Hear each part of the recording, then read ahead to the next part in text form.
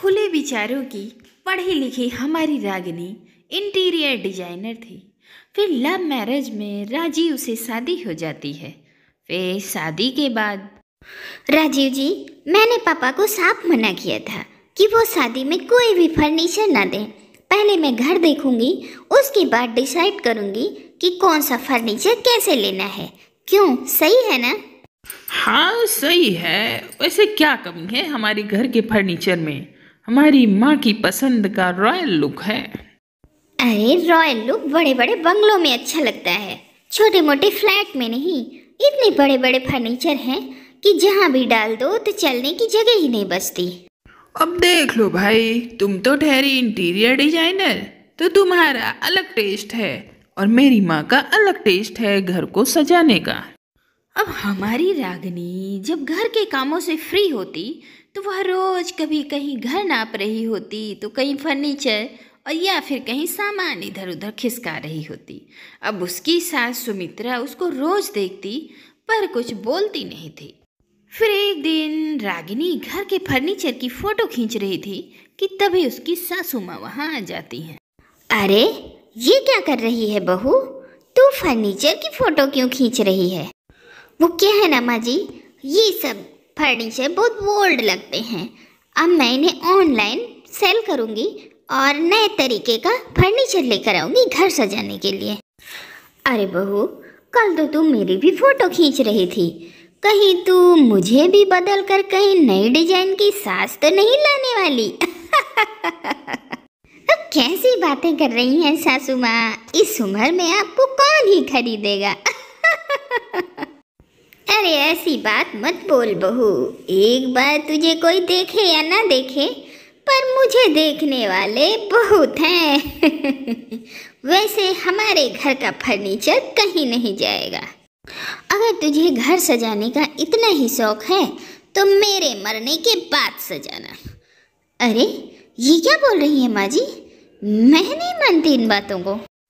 देखिए माँ जी, मैं इंटीरियर डिजाइनर हूँ। कल को कोई मेरे घर आता है तो क्या कहेगा कितना ओल्ड मॉडल है। देख बहू, तेरी तरह मैं भी घर सजाती हूँ। माना कि ये पुराना मॉडल है, पर ये मेरे जमाने का था। अब मैंने कोई कोर्स नहीं किया दूसरों का घर सजाने के लिए। अब मैंने खुद के दिमाग से खुद का घर सजाया है, समझी? अब सास की बातें सुनकर बहू को गुस्सा आ जाती है कि भाई ये क्या बात हुई कि इतनी बड़ी इंटीरियर डिजाइनर ऐसे घर में रहेगी। फिर अगले दिन, ना बाबा ना, मैं नहीं रह सकती इस घर में। मैं इस घर को सजाऊं ना, ऐसा तो संभव ही नहीं हो सकता। क्या नहीं संभव है बहू? कुछ नहीं माँ जी, इतना बड़ा शोकेस कौन रखता है, वो भी छोटी छोटी क्रॉकरीज रखने का, वो भी रास्ते में। माँ जी मैं सोच रही हूँ इसे हटा ही देती हूँ। अरे रास्ते में? कहाँ रास्ते में? अरे किसके रास्ते में आ रहा है? मुझे तो दिख रहा है कि वो साइड में रखा है। माँ जी अच्छा नहीं लग रहा है, जैसे आंखों में चुभ रहा है, ऑड सा लग रहा है। अरे तू इसकी क्या बात कर रही है? वो अलमारी देख रही है, वो राजीव के दादाजी की है। वो तब जंगल जाते थे शिकार खेलने। अरे माँ जी, पर अब दादाजी रहे कहाँ, और ना जाने कब जंगल जाते रहे हो शिकार खेलने। अरे तो दादाजी रहे ना रहे, पर ये अलमारी यहाँ से नहीं हटेगी, समझी? अब इतना कहकर सास सुमित्रा तो वहाँ से चली जाती है, लेकिन थोड़ी ही देर में डोर बेल बजती है। अब दरवाजे पर रागिनी की हाई प्रोफाइल सहेलियाँ थी। अरे निकिता, श्वेता, आओ आओ आओ। कैसे आना हुआ? अरे रागिनी यार, मैं साड़ी पहनकर नहीं आई। तेरी सासू माँ कुछ बोलेंगी तो नहीं ना? अरे नहीं नहीं, ये लोग ना नए विचारों के हैं। वैसे कैसे आना हुआ? अरे ये निकिता कह रही थी कि तूने अपना मायका तो चमका के रखा है, पर ससुराल कैसे डिजाइन करती है, चल चल के देखते हैं। लेकिन ये क्या, जैसे ही उन लोगों की नज़र घर में पड़ती है वो हैरान सी रह जाती हैं। वो कुछ बोलती कि उससे पहले वहाँ उनकी सासू माँ आ जाती हैं। अरे बहू, तेरी सहेलियाँ आई हैं, आओ आओ। बहू सहेलियों को बैठाओ, और क्या खाना है इन लोगों के लिए पूछो, मैं बना देती हूँ। अब सास तो चली जाती हैं किचन में, लेकिन सहेलियाँ पूरा घर घूर घूर के देखती हैं। यार ये क्या, ये तो लग रहा है मुगलों के जमाने का घर। अरे सारे फर्नीचर कितने पुराने लग रहे हैं। अब क्या ही बोलूं यार, मेरी सास ये पुराना फर्नीचर बाहर निकालने को तैयार ही नहीं है, तो मैं कैसे लाऊं नया फर्नीचर। बस इतनी सी बात, तू फिक्र मत कर। अरे मेरी भी सास ऐसी थी, फिर मैंने ऐसी गोटी खेली कि अब वो खुद ही पुराना सामान निकाल निकाल कर लाकर मुझे देती हैं कि इसको बेचकर नया ले आ। क्या सच में ऐसा? तो यार मुझे भी वो आइडिया बता। मेरे कमरे का बेड है ना, इतना पुराना है कि वो चूं चूं चूं चूं करता है, नींद ही नहीं आती। और वो देख रही है ना, क्रॉकरी की अलमारी कैसे खड़ी है रास्ते में चौड़ी होकर, जैसे कि मुझे चिढ़ा रही हो कि तू तो मुझे बेच कर दिखा। यार क्रॉकरी भी इतनी भारी है कि उसको उठाते सांस फूलने लग जाती है, लेकिन हमारी सासू माँ है, कुछ बेचने को तैयार ही नहीं। अरे रागिनी, तो तू अपने पापा को क्यों नहीं बोलती कि वो नया फर्नीचर दे दे? अरे यार मैंने तो यही कहा था कि पहले मैं ससुराल जाऊंगी, घर और जगह देखूंगी, फिर उसके बाद फर्नीचर डिजाइन करूंगी। लेकिन यहाँ आकर सास ने जो अपना शासन चला रखा है ना, मेरी तो बोलती ही बंद है। अब सास यहाँ से कोई पुराना सामान हटाने को तैयार ही नहीं, तो मैं नया सामान कैसे लाऊं? मेरी तो पूरी डिजाइनर की पढ़ाई ही ठप है। तभी वहाँ रागिनी की सास आ जाती हैं, हाथ में ढेर सारा चाय नाश्ता लेकर। अब देखो ना, तुम ही लोग इसको समझाओ। ये आए दिन बस पुराने फर्नीचर की बेचने की बात लेकर बैठ जाती है। अब तुम ही लोग बताओ, मैं कोई इंटीरियर डिजाइनर तो हूँ नहीं, लेकिन थोड़ा बहुत घर सजाना तो मुझे भी आता है। अब ऐसे में भला कोई अपनी पुरानी यादों से जुड़े फर्नीचर को बेच देगा? जी आंटी जी बिल्कुल, लेकिन वो जो सामने अलमारी है ना, वो वाली बहुत ऑड लग रही है, लेकिन फिर भी ठीक है। अब ये सुनकर सास सुमित्रा को गुस्सा आ जाता है। अरे तुझे पता है कितनी महंगी है वो अलमारी? वो प्योर साखू की लकड़ी से बनी है। जरा अपनी सास से पूछना इसके बारे में। अब इसका डिजाइन भी मैंने सिंगापुर के एक होटल से कॉपी किया था। लग भी रहा है ये सिंगापुर वाला। माँ जी ये अलमारी हटा दो प्लीज। ना ना बिल्कुल ना, समझी? और दोबारा इस अलमारी के बारे में मैं कुछ नहीं सुनना चाहती। जैसे सासू माँ वैसे ही ये अलमारी। पता नहीं माँ जी ने ये घर के सारे पुराने सामान इतने बचा कर क्यों रखे हैं, जैसे ये बाबा आजों के सर का ताज हो। अरे सबके घर में नए नए मॉडल लुक के फर्नीचर सामान आ रहे हैं, पर एक माँ जी है, इन्हें तो कुछ समझ में ही नहीं आता। अरे मैंने इंटीरियर डिजाइनर का कोर्स किया, अब उसका क्या?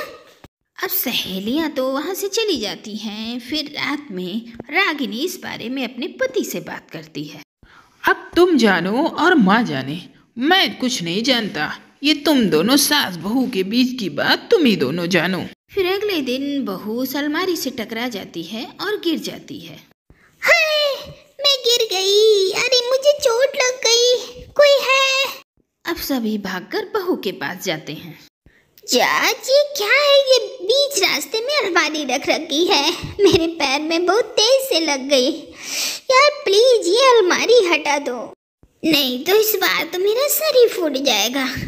अरे तू अलमारी से टकरा कर गिर गई? अरे मैं तो नहीं गिरी 50 साल से।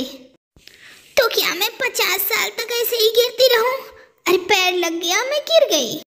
हाँ माँ, रागिनी ठीक कह रही है, अब इसे हटा भी दो ना। वैसे भी बड़ी सी अलमारी बीच रास्ते में अच्छी नहीं लगती।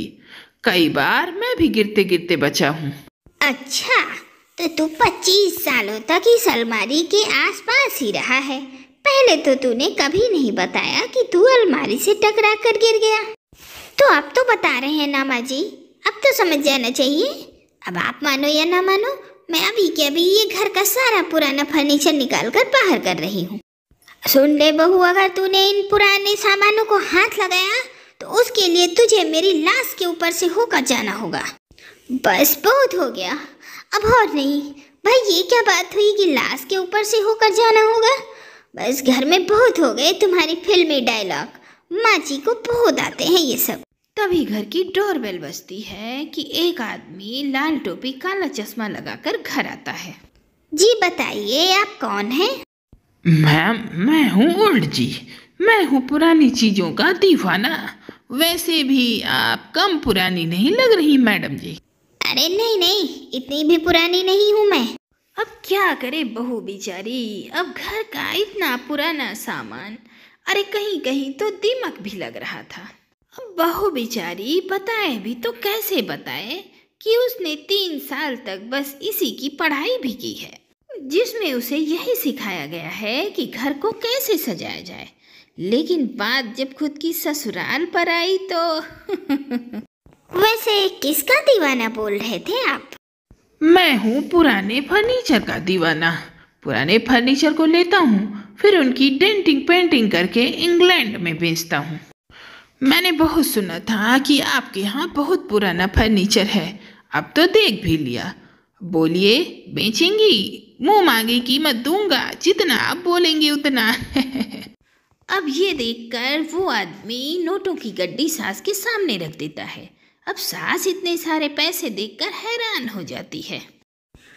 अरे हाँ हाँ, ले जाइए, जो भी फर्नीचर चाहिए सब ले जाइए। अरे रुकिए, ये क्या माँ जी, अभी मैं कह रही थी तो आप नहीं बेच रही थी, अब इस बुड्ढे को सब देने को तैयार है। अरे बहन जी, पानी लाइए जरा। इस बच्ची को मैं समझाता हूँ कि जब दो बड़े आपस में बात करें तो बीच में नहीं बोलते। जी अभी लाई। अब सास जैसे ही अंदर जाती है, वो आदमी चश्मा उतारता है। ओह पापा, आप और यहाँ? और क्या, बेटी की खुशी के लिए तो इतना तो मैं कर ही सकता हूँ ना। वैसे काम हो रहा है, होने दे, तू चुपचाप देखती जा बस। अब सास के आते ही बहू भी सावधान हो जाती है। हाँ हाँ ठीक है, जो ले जाना है ले जाइए। वैसे एक गड्डी और सरका दीजिए। पता है ये लकड़ी और डिजाइन कहाँ का है? हाँ हाँ, बहुत अच्छे से पता है। वो नाले के पास कल्लू की दुकान का। वही ऐसे वाहियात डिजाइन और फर्नीचर बनाता है। क्या क्या क्या बोला? ये तो सिंगापुर का डिजाइन है नामा जी। अरे पता नहीं कहाँ का है। फिलहाल मैं तो जा रही हूँ ये नोट गिनने। और बहू तू ना ये सारे फर्नीचर खाली करवा देना। और हाँ, तू वो वाली अलमारी निकाल ही देना। तू बार बार गिरती है ना, अच्छा नहीं लगता। अब नोटों की मोटी मोटी गड्डी देखकर सुमित्रा लालच में आ जाती है और वह घर के सारे पुराने फर्नीचर बेच देती है। अब इसी बहाने रागिनी को अपना घर सजाने का मिल जाता है मौका और उसकी पढ़ाई हो जाती है सफल इंटीरियर डिजाइनर की।